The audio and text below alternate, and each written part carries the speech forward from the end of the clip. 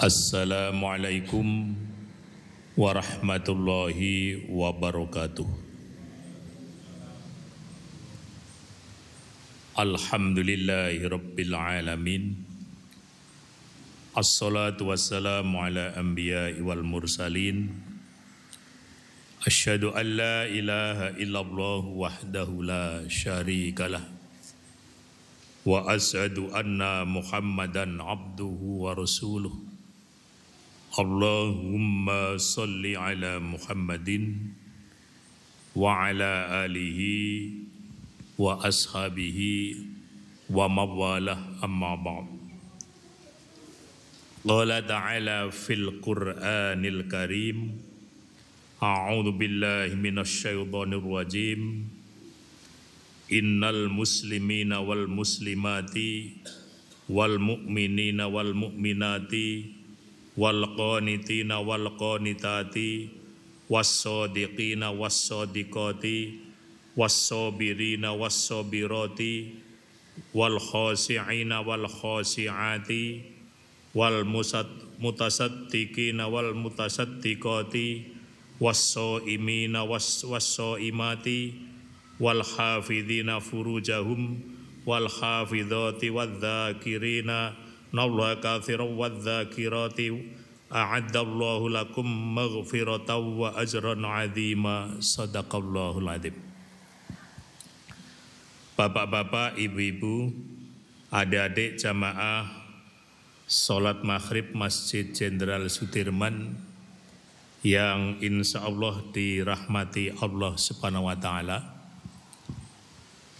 Marilah kita ulangi kembali di dalam kita senantiasa memanjatkan rasa syukur kita kehadirat Allah Subhanahu wa Ta'ala, yang mana Allah telah melimpahkan segala taufik dan hidayahnya sehingga meskipun cuacanya cukup deras hujannya, tapi bapak-bapak, ibu-ibu sekalian masih bisa menghadiri kajian malam Sabtu yang kita adakan rutin ini. Yang saya sampaikan sebagaimana tadi disampaikan oleh saudara MC, ciri-ciri wanita solehah dalam Al-Quran, yang saya ambil dari surat Al-Ahzab, surat yang ke-33, ayatnya yang ke-35 ya. Yang tadi sudah saya bacakan, yang artinya sungguh laki-laki dan perempuan muslim, laki-laki dan perempuan mukmin, laki-laki dan perempuan yang tetap dalam ketaatannya, laki-laki dan perempuan yang benar, laki-laki dan perempuan yang sabar, laki-laki dan perempuan yang khusyuk, laki-laki dan perempuan yang bersedekah, laki-laki dan perempuan yang berpuasa, laki-laki dan perempuan yang memelihara kehormatannya, laki-laki dan perempuan yang banyak menyebut nama Allah. Allah telah menyediakan untuk mereka ampunan dan pahala yang besar. Jadi bapak-bapak, ibu-ibu sekalian, orang Jawa itu kan punya pepatah atau seloka tapi enggak pas itu. Wong wedok ki swarga katut swarga nunut neraka katut, apa kewale itu? Sing bener sing ndi, Pak? Ada yang kono swarga nunut neraka katut.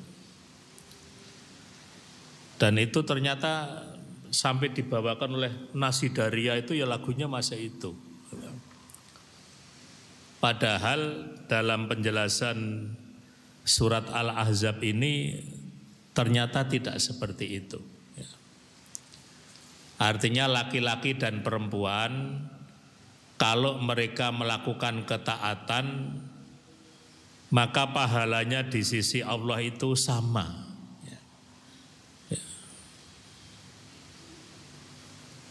Nah, oleh karena itu di dalam ayat yang tadi saya jelaskan, ada 8 ciri wanita solehah dalam Al-Ahzab 35 ini. Yang pertama dikatakan orang wanita yang qonitat ya. Qonitat itu wanita yang memiliki kepatuhan dan ketaatan dalam menjalankan perintah Allah gitu. Jadi laki-laki dan perempuan itu nilainya di hadapan Allah sama ketika melakukan ketaatan. Kaum laki-laki itu adalah pemimpin bagi kaum wanita, oleh karena Allah telah melebihkan sebagian mereka laki-laki atas sebagian yang lain wanita, dan karena mereka laki-laki telah menafkahkan sebagian dari harta mereka, sebab itu maka wanita yang saleh ialah yang taat kepada Allah, lagi memelihara diri ketika suaminya tidak ada. Oleh karena Allah telah memelihara mereka, wanita-wanita yang kamu khawatirkan khususnya, maka nasihatlah mereka dengan pisahkanlah mereka dari tempat tidur mereka dan pukullah mereka. Kemudian jika mereka menaatimu, maka janganlah kamu mencari-cari jalan untuk menyusahkannya. Sesungguhnya Allah Maha Tinggi lagi Maha Besar. Jadi kalau misalnya Al-Quran mengatakan laki-laki lebih tinggi derajatnya di sisi wanita karena laki-laki mencari ma'isyah, karena laki-laki mencari rizki untuk kehidupan dalam keluarga. Tetapi sekali lagi bahwa kalau masalah nilai ketaatan, laki-laki dan perempuan itu punya nilai yang sama gitu. Kemudian yang kedua, wanita yang solehah adalah wanita sodiqot. Sodiqot itu artinya wanita yang memiliki sifat dan perilaku yang jujur, sidik gitu. Jujur, benar, baik kepada diri sendiri, kepada Allah maupun kepada sesama. Nah, untuk menjadi wanita solehah tentu kita harus berlaku dengan benar kepada semua orang termasuk kepada diri sendiri. Jika berkata maka apapun yang keluar dari mulutnya adalah ucapan yang benar dan jujur pada apa adanya. Jadi yang kedua, bapak-bapak, ibu-ibu sekalian, wanita yang solehah adalah mereka yang memiliki perilaku yang jujur. Saya kira jujur tidak hanya penting bagi wanita, laki-laki juga perlu menanamkan kejujuran, tapi dua-duanya nilainya di hadapan Allah itu sama. Saya mencermati dari pergantian presiden ke presiden itu jarang yang mengajari marilah kita berlaku jujur gitu. Jadi khawatir kalau pidatonya jujur nanti dimintai pertanggungjawaban. Padahal sumber kebaikan itu adalah namanya kejujuran itu. Oleh karena itu, bapak-bapak, ibu-ibu sekalian, ini karena bulan Desember kemarin kita memperingati Hari Ibu ya. Tanggal 22 Desember. Tapi memang saya sering membaca di media-media termasuk juga di WA kita. Sekarang ini banyak orang yang protes ngirimkan WA kepada ibunya, bahasanya itu sangat puitis gitu. Tapi ternyata mah ora diopeni to ibune gitu. Jadi hanya diopeni dengan kata-kata gitu. Praktek senyatanya itu bahasa Jawanya mbelgedes gitu. What's the meaning of mbelgedes? Ora urus gitu.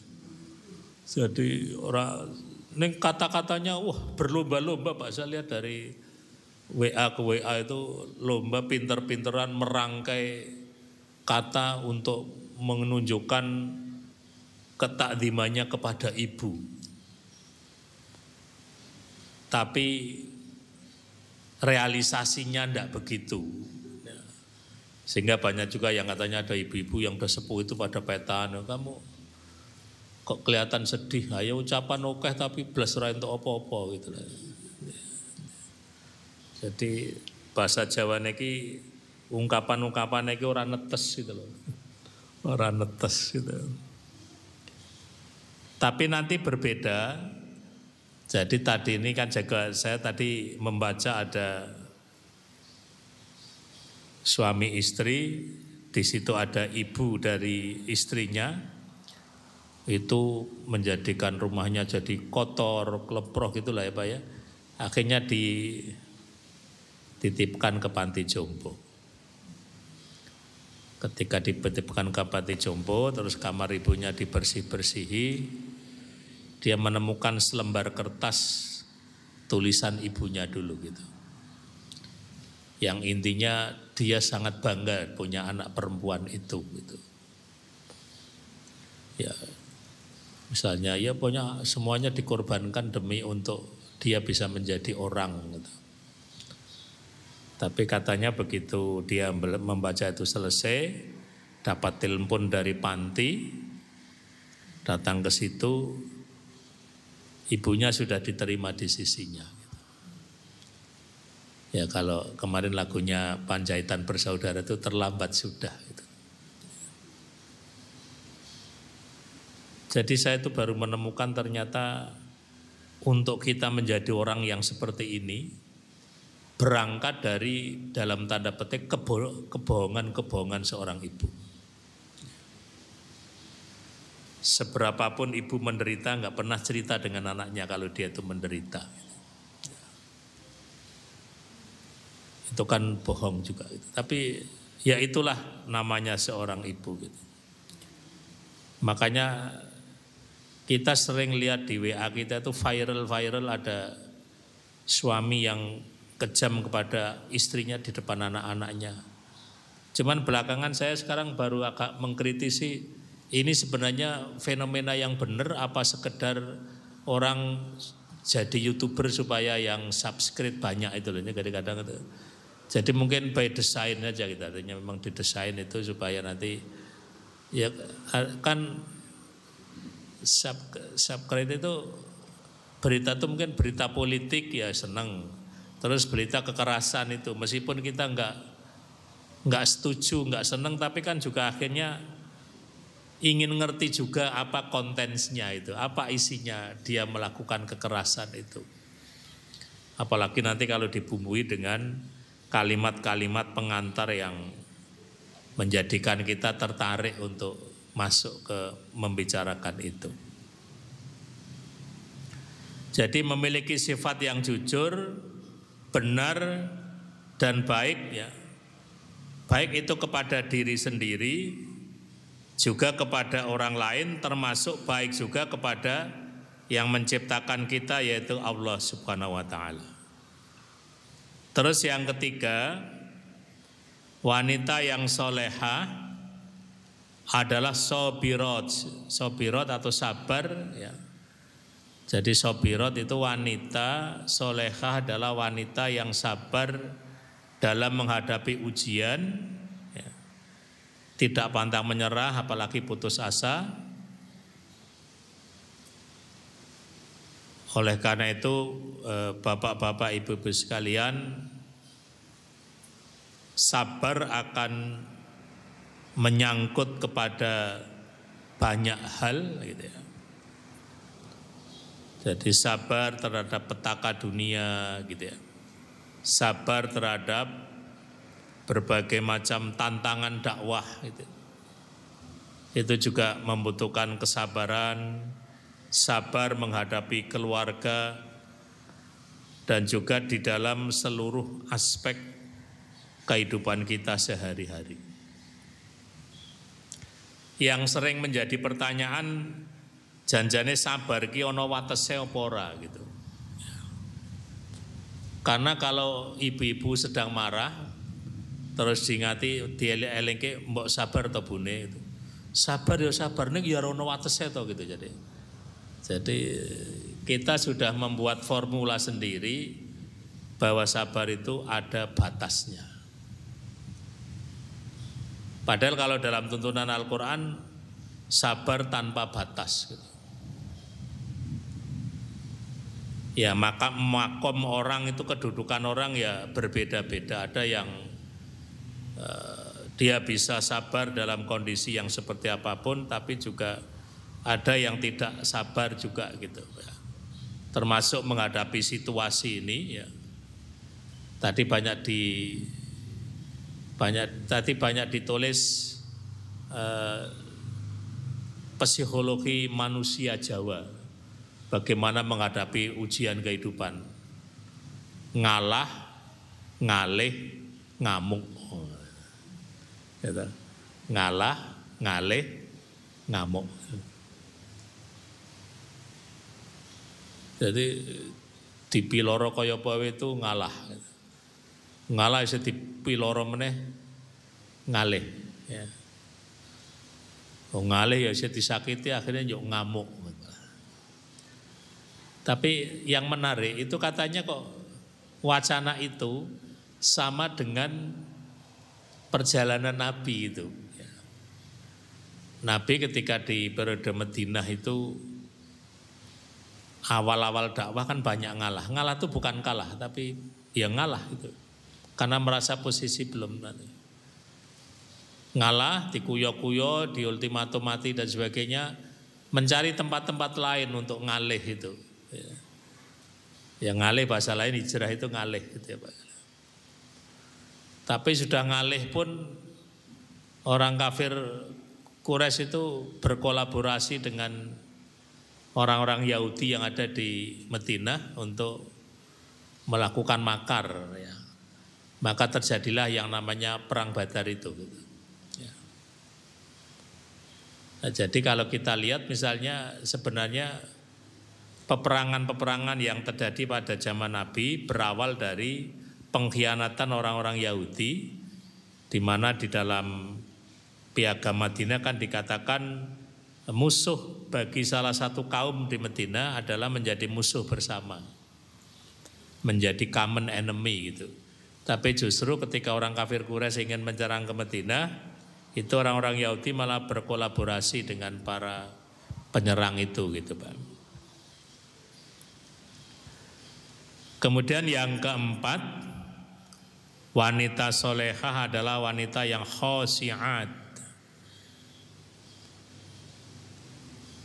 Khosiat itu artinya khusyuk.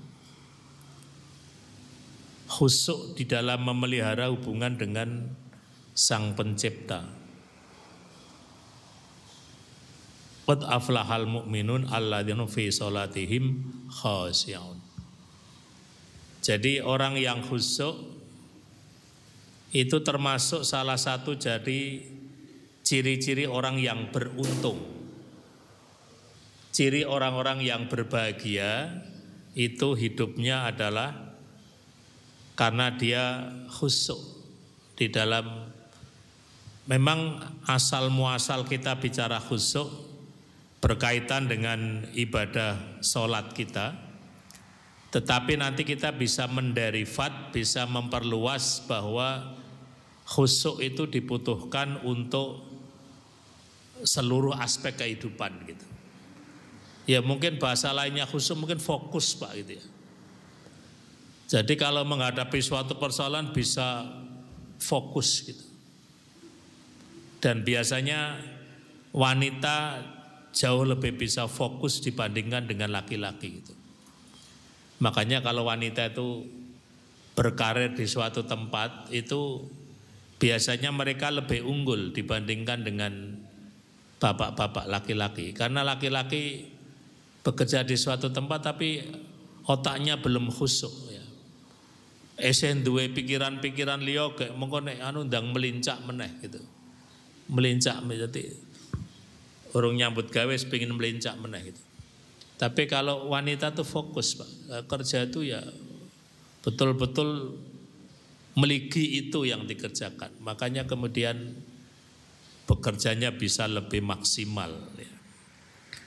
Nah itu adalah buah dari orang yang khusyuk yang dijamin oleh Allah.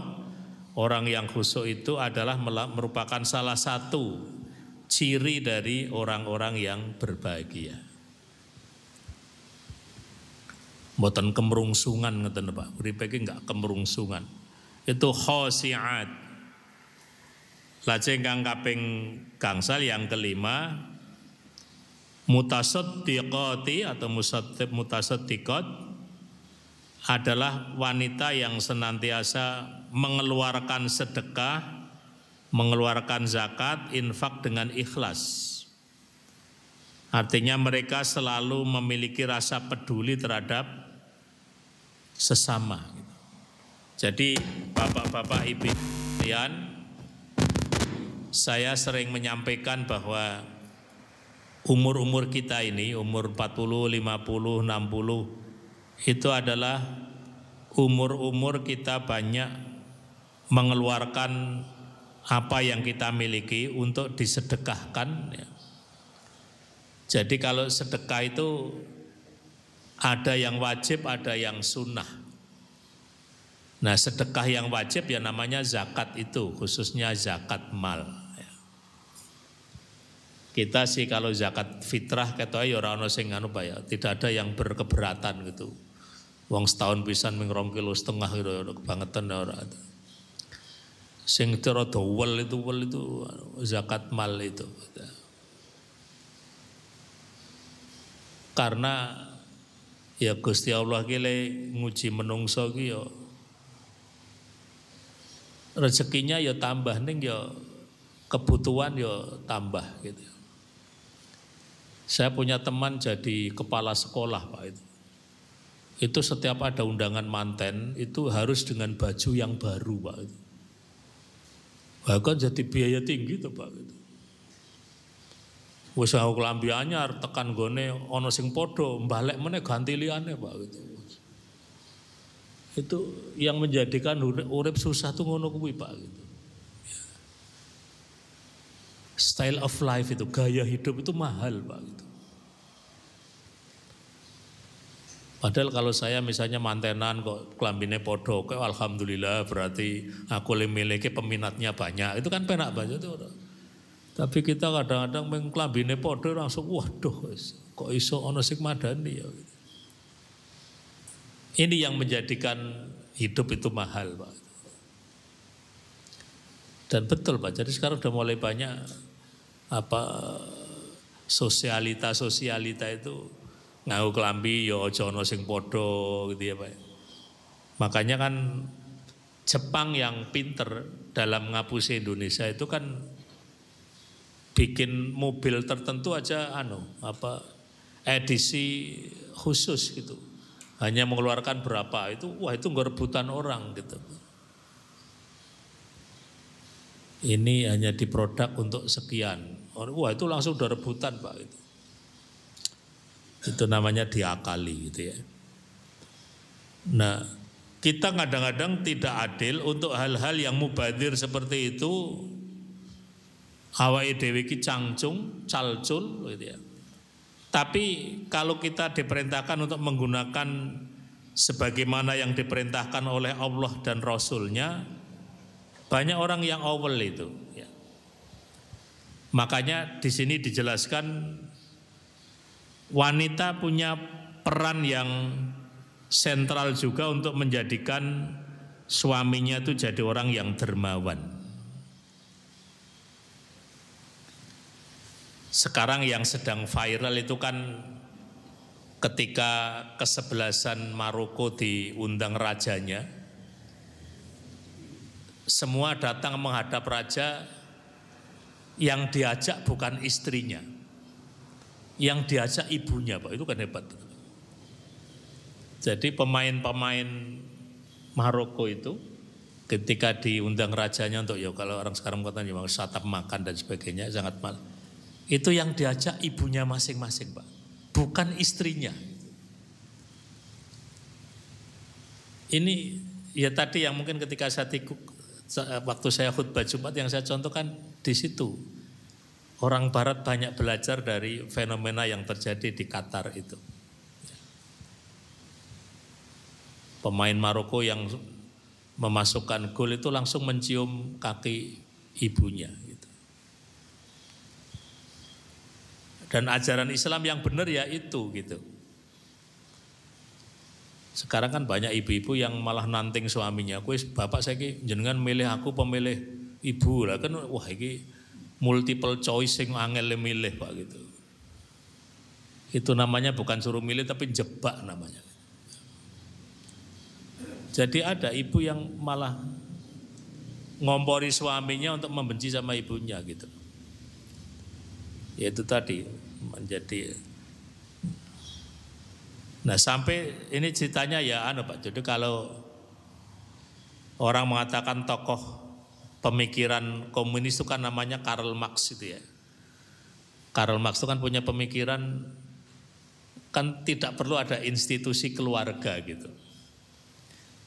Makanya orang mengatakan sama rasa. Cikal bakalnya kan gini. Karma itu berpikir, kenapa orang kok setiap jabat itu kok korupsi gitu. Nah tesis dia korupsi karena punya istri Pak. Jadi sing wedok lho sing glenik itu kata konco jejer kantornya sampean kata anyaran kok wis duwe mobil anyar iku sing ibu sing wedok ki grendeng wae gitu lho. Pak mbok rada nyatut sithik ya ora apa-apa to gitu. Ini itu teorinya Kalma. Makanya supaya jangan ada korupsi, jangan menikah. Karena kepingin ketekur ya ketemu ketekur dadi gitu. Jemeng kok nek dadi anak sapa? Anak negara itu teorinya Karl Marx itu. Makanya kalau ada orang mengatakan pemikiran Karl Marx kok ketemu dengan Islam ya ora iso ketemu, Pak. Tidak pernah ketemu karena kerangka pikir jelas sangat berbeda. Kalau Islam melihat justru ya yang namanya keluarga itulah satu-satunya institusi yang sah untuk proses regenerasional. Ini sekarang yang sedang ramai kan pengadilan agama pengadilan negeri Jogja itu yang melegalkan nikah beda agama itu loh Pak itu. Ya, sekarang sedang banyak ramai gitu. Ini kan karena kaitannya juga dengan orang sering menanyakan Declaration of Human Rights itu sebenarnya bersifat universal ataukah bersifat partikular itu. Kalau maunya negara-negara maju itu HAM itu ya sifatnya universal, berlaku untuk seluruh dunia. Makanya negara-negara maju dulu dengan enaknya ketika ada presiden yang dianggap tidak cocok, dianggap melanggar HAM langsung diambil sendiri gitu Pak. Kayak Saddam Hussein misalnya itu kan. Nah tapi negara-negara berkembang itu biasanya oke lah HAM berlaku universal, tapi ada exception, ada pengecualian konstitusi yang berlaku di negara itu gitu. Nah itu contohnya kemudian Indonesia itu punya Undang-Undang nomor 1 tahun 74, yaitu Undang-Undang tentang pernikahan, yang di situ dijelaskan bahwa pernikahan itu baru sah kalau dilakukan oleh orang yang seagama. Ini masih undang-undang Pak, masih berlaku gitu. Makanya ketika ada hakim yang melakukan terobosan hukum dengan alasan daripada kumpul kebo bedino teng ora karo-karo yo duwe bayi barang mbok wis dilegalke saja terus mencatat nikah suruh mencatat saja. Ini akan menjadi karena memang kalau Declaration of Human Rights itu ya jangan sampailah agama itu membatasi kesenangan seseorang. Boleh aja, jangankan dengan yang beda agama, orang yang nggak bertuhan aja ya boleh lah mantenan ini kan. Itu Pak. Jadi ada kita sebenarnya punya akses, punya pengetahuan yang bagus itu. Jadi di Indonesia itu ada persyaratan nikah baru sah kalau dilakukan oleh yang seagama. Sekarang jangan kan beda agama, padha lanange mantenan yo entuk bareng mana tadi. Masalah LGBT kalau Pak gitu.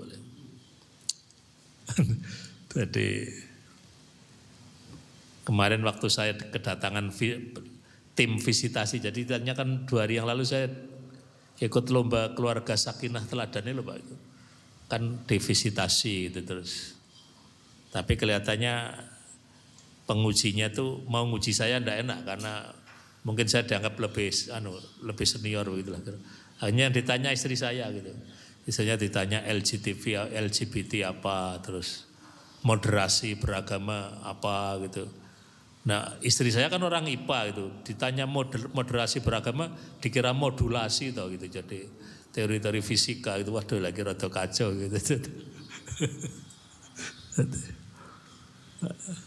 Sekarang Kemenak itu programnya, saya besok juga harus ikut tes moderasi beragama Pak, jadi termasuk DP3-nya termasuk moderasi beragama. Terus yang keenam, ciri wanita soleha adalah soimat. Ya. Soimat artinya orang yang berpuasa. Ya saum gitu ya. Nah puasa yang dimaksud di sini bukan hanya menahan dari rasa lapar dan haus saja, melainkan menahan diri dari segala larangan-larangan Allah gitu. Ya. Jadi tadi juga sudah saya sampaikan bahwa orang yang berpuasa itu hakikatnya adalah latihan untuk mengendalikan diri, bisa memilah-milah dan memilih-milih mana yang sudah menjadi suatu kebutuhan dan mana yang sekedar keinginan, apalagi hanya sekedar harapan. Saya selalu menanyakan dengan pakar ekonomi, bagaimana supaya industrialisasi yang dilakukan di negara-negara berkembang termasuk Indonesia, bagaimana jalan keluarnya supaya itu tetap bisa berjalan. Ternyata jawabannya satu, ya jadikanlah masyarakat itu adalah masyarakat yang membeli dan membeli gitu. Karena kalau masyarakatnya tidak membeli dan membeli, itu produknya tidak ada yang mengambil, kolab juga gitu loh. Makanya memang masyarakat itu dirangsang untuk membeli apa saja gitu Pak. Cuman sekarang memang tema-tema belilah beli program-program beli tetangga itu, beli di tetangga gitu. Ini kadang-kadang tetangga ki ora luwih murah ya Pak. Jadi ini kadang-kadang itu ya rada iwuh juga gitu ya. Jadi malah kadang-kadang sih barang-barang sekedar tidak layak jual barang ya. Saya kemarin pulang kampung lewat pasar di kampung tempat saya di Kebumen sana. Ya itu tadi Pak, beli telur itu ya dhuwure apa-apa barang ngisore iki wis dah. Itu termasuk yang tadi yang terlambat sudah itu loh Pak. Dan kita rasa-rasanya merasa enggak ada beban itu untuk apa ya? Menjaga supaya kejujuran dalam hal seperti itu kadang-kadang kita enggak ada. Nah jadi kembali pada apakah kita bisa menahan diri untuk tidak membeli dan membeli gitu tadi. Apakah kita bisa dalam 1 bulan itu undangan mantenan yang banyak itu kelambine ajek sing bodol gitu loh, kan termasuk ujian itu. Jadi kelambi bodol nek disimpen terus 2 tahun kalingan terus dienggo meneh ya anyar meneh Pak gitu. Tapi ya tadi yang memproduk itu nanti jadi enggak laku gitu. Dulu waktu kita masih TV kita masih baru warnanya 2 gitu. Tapi orang Indonesia menjelaskan 2 warna itu dikeluarkan dari warna Pak. Makanya dikatakan TV tidak berwarna. Padahal ya berwarna ya loro ireng karo putih gitu loh. Tapi dulu dianggap TV tidak berwarna Pak. Ya berwarnanya ya mengireng putih. Tapi ada juga yang itu film TV hitam putih itu untuk mengajarkan nasionalisme enggak bagus itu. Nah kenapa bisa begitu? Lagunya bendera merah putih tapi benderanya tetap ireng jadi tidak menanamkan nasionalisme ya. Jadi pada waktu itu ketika TV itu satu-satunya sumber informasi yang paling berpengaruh, itu masih ada semangat untuk memotivasi kita supaya selektif itu. Setelah ada berbagai macam iklan, di bawahnya langsung ditulis teliti sebelum membeli gitu. Jadi orang masih diajak untuk berpikir kritis itu. Kalau memang kira-kira tidak penting ya jangan dibeli. Terus yang kedua juga ada tulisan belilah sebatas kemampuan. Ini juga itu jadi diingatkan betul dulu Pak, sehingga supaya kita bisa berpikir jernih itu. Ya. Tapi memang ya secara sosiologis orang Indonesia memang orang yang senang membeli gitu. Senang beli, ya juga senang nganyang juga gitu. Nganyang juga jago gitu. Makanya pedagang-pedagang di Arab Saudi itu kalau ada orang umroh atau haji dari Indonesia itu mereka harus siap-siap menawarkan harga yang lebih tinggi dikit supaya nanti dia bisa nganyang itu gitu.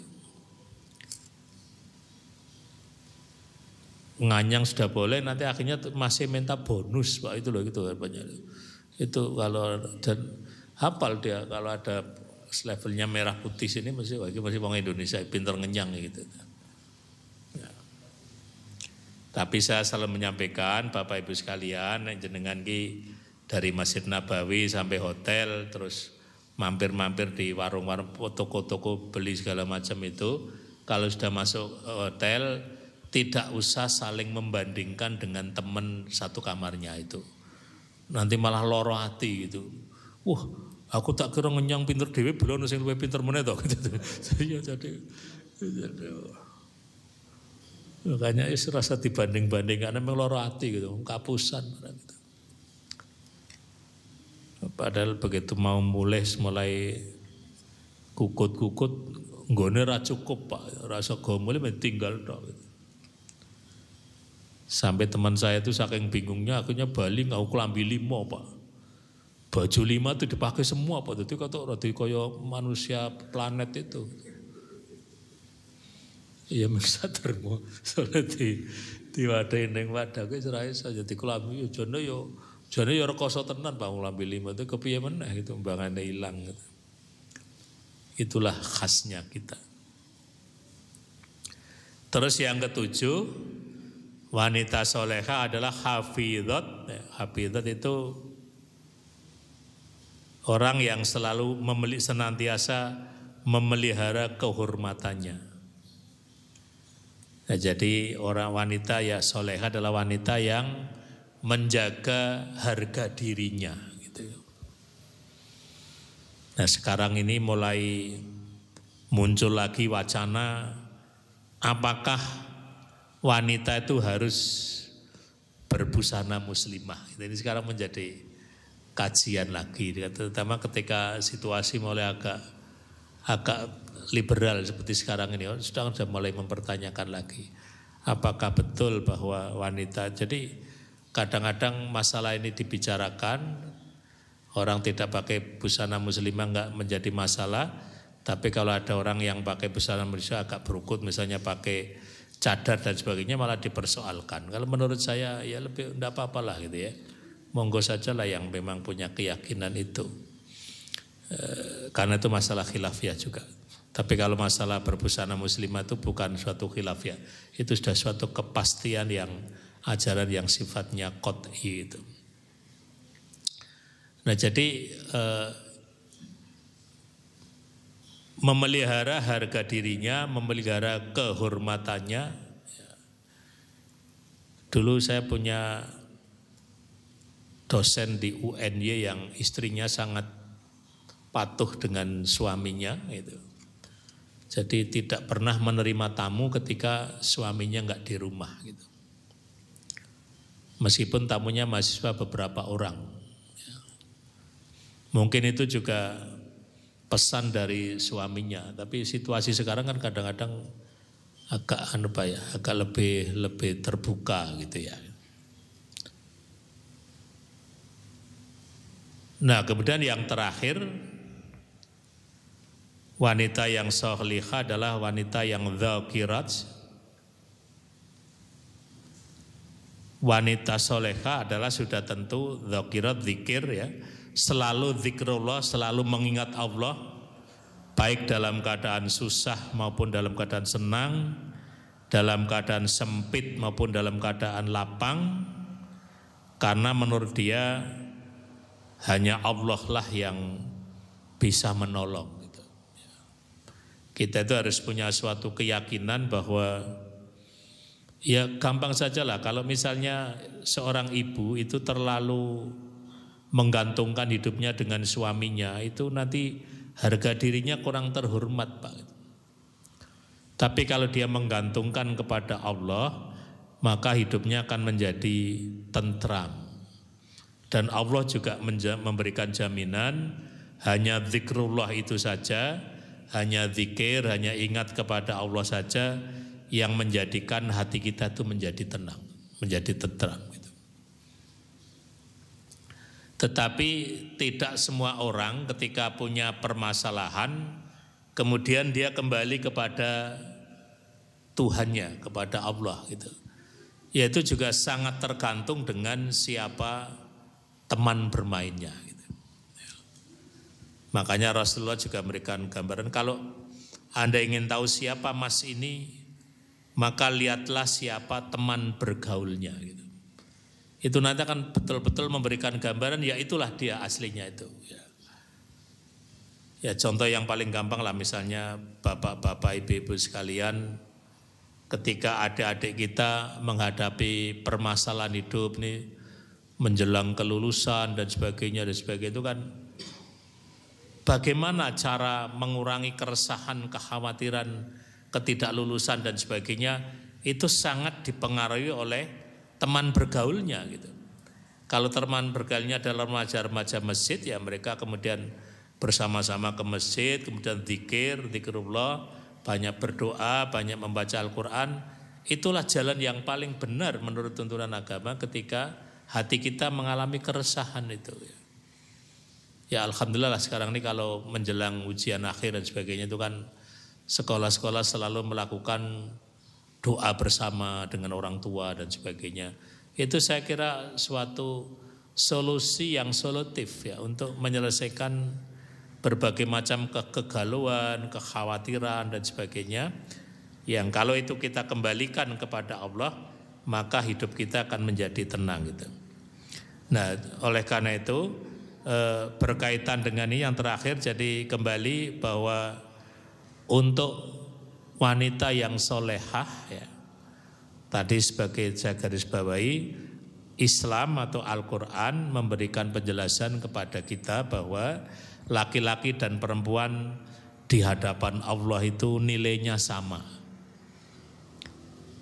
Kebaikan-kebaikan yang dilakukan juga pahalanya sama ya.